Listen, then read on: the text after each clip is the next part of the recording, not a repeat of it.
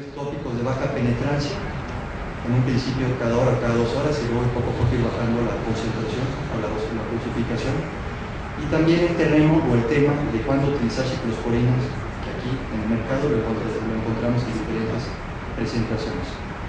Al igual, no olvidarnos de los suplementos alimenticios. La inflamación actualmente puede recurrir a suspender esteroides, son cuadros crónicos. El esteroide es una gran herramienta en todos estos, y es ahí en donde tal vez tenga cabida acordarnos también del uso tópico de la ciclosporina. En este caso no tenemos aquí el 2%, pero bueno, ya hay muchas publicaciones en donde dice que en el mejor de los casos, los esteroides dependientes, en esas recidivas, en esas recaídas, podemos disminuir esa recurrencia si nos acordamos de utilizar apoyo también con ciclosporinas. Muchas gracias. Bueno, a continuación, para seguir hablando de nefritis y algo más, les dije que iba a estar interesante. El doctor Fernando Peniche Cano, médico adscrito al servicio de córnea del Instituto de Oftalmología Fundación Conde Valenciano, gran compañero y amigo, compañeros de generación, tiene la oportunidad de explayarse y darnos a conocer su tema. Buenos recuerdos cuando nos peleamos, cuando empezaban las topografías, las microscopías especulares y la guerra para ver quién subía con el R5, el doctor eminente Jorge Valdés, para ver si teníamos la oportunidad de que nos regalara 1 o 2 puntos de sutura en un trasplante de córnea. Entonces, afortunadamente tenemos la oportunidad de verlos. Bienvenido, Fernando. Bueno, antes que nada, muchísimas gracias. Es un placer estar nuevamente aquí con ustedes. Gracias a la invitación. Gracias a los Sánchez de Ita. Y efectivamente, esas peleas eran bastante buenas. Pero no, te recuerdo que no nos dejaba más de un 2-0 en bus. Y era un puntito lo que decía. Perfecto, vamos entonces a platicar un poco acerca de problemas lipídicos en la disfunción glandular de meiomio.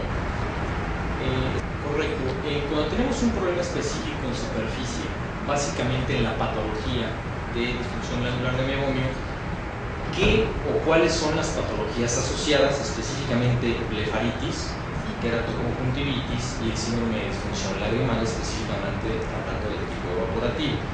Esto específicamente se da por los cambios que existen en la composición lipídica excretada por las glándulas de meiomio. ¿Se escucha bien atrás? Porque yo me voy como conmigo. ¿Se escucha bien? Ok. Perdón.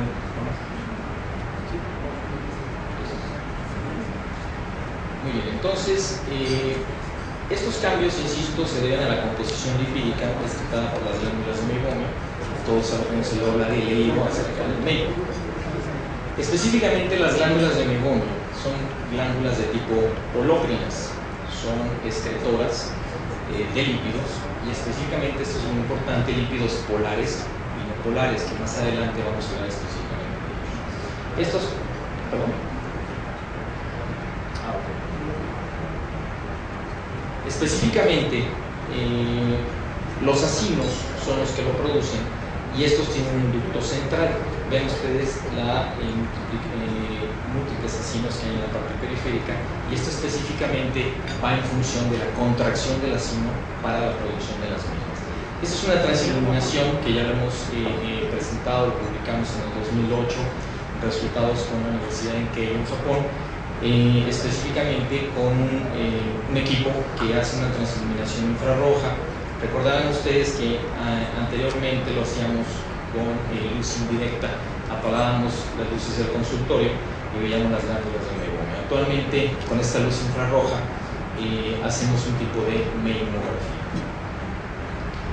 Estas glándulas de meiomio contienen lípidos que son liberados a un ducto central, esto a relación de 0,62 milímetros por día, por lo tanto tarda 9 días específicamente en producirse toda la secreción holócrina y vertirse al área específicamente de la lágrima.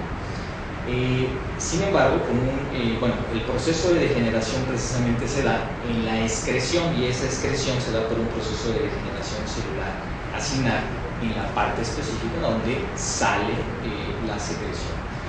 ¿Esto qué es lo que hace? ¿Cuál es el efecto? Tiene un efecto de barrera hidrofóbica, es decir, previene la sobrecarga de agua en y hacia los párpados. Es un sello a las moléculas de agua durante el parpadeo, evita la evaporación de la película lagrimal e inhibe la penetración de bacterias hacia la película lagrimal y no permite la presencia del sebum indeseable en los márgenes palpebrales.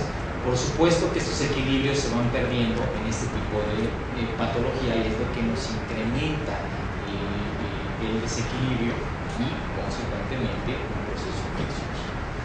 Estas glándulas obviamente tienen factores determinantes en la producción del meibum. Se requiere una adecuada regeneración celular, una diferenciación ductal epitelial, pero también vean este concepto, y este es un concepto que tiene apenas 24 meses en promedio que lo estamos investigando, que es la situación neuronal, es decir, la inervación en esa área a través de las glándulas de meibomio. Los factores hormonales, como son los receptores androgénicos y estrogénicos, que al final les voy a presentar algunos artículos que de hecho no han sido publicados, están ahorita en fase de aceptación en algunas revistas y en algunos países. Y por último, el proceso vascular. Todos hemos visto en la lámpara de meibomio, las lámparas de Neudel, la proyección a nivel lipídica en los polígonos y áreas paralelepípedas de las imágenes de Purkinje. Ustedes a veces hacen una iluminación paracentral y específicamente en esta área ven ustedes la proyección específicamente que hay de las glándulas. Vean ustedes esta distribución específicamente del área lipídica sobre la película lagrimal. Yo creo que muchos de ustedes por ahí la han visto, se han encontrado, y esto es lo que vamos a ver después en el análisis interferométrico. ¿Qué es lo que necesitamos? Por eso la superficie ocular tiene que verse con una unidad, y esto tengo 10 años específicamente hablando de la misma. La superficie ocular es una unidad. Si no tengo un parpadeo adecuado, si llega el paciente al consultorio y simplemente llega con una gota, si no está parpadeando, de ahí ya tengo una patología. Desafortunadamente a veces ya estoy pensando en una gota de manera inmediata cuando no he analizado cuál es el problema específico de la unidad funcional, que es la superficie ocular. El parpadeo, ¿qué es lo que me hace? Hace una fuerza contráctil. La fuerza contráctil lo que hace es un incremento de la presión intraductal, es decir, los mecanismos protectores del párpado, esa protracción que tienen hacia el área central, no nada más coapta o cierra, sino también hay esa musculatura entre las glándulas de meibomio que lo que hacen es hacer un apretón como si fuera una pasta de dientes, y eso se hace con el parpadeo. Es muy importante entenderlo, se necesita un parpadeo. En la noche tiene otro tipo de función al dormir, pero específicamente en vigilia necesito ese parpadeo no nada más para contracción del párpado, sino también de las propias glándulas de meibomio.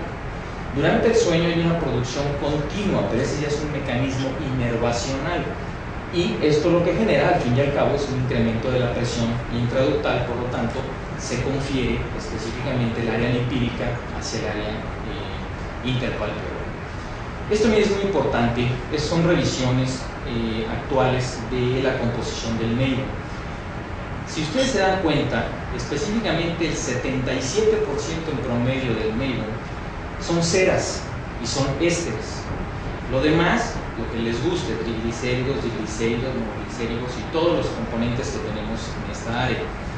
Lípidos derivados de membrana y productos de degradación. Muchas veces en donde se trabaja en algunos medicamentos es precisamente en los ácidos grasos libres.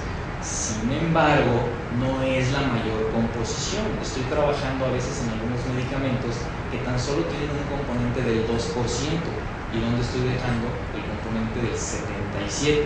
Ahí las líneas de investigación precisamente están volteando a ver a este tipo de situaciones, porque pues con el 2% meterle tanta investigación a eso pues no es muy importante.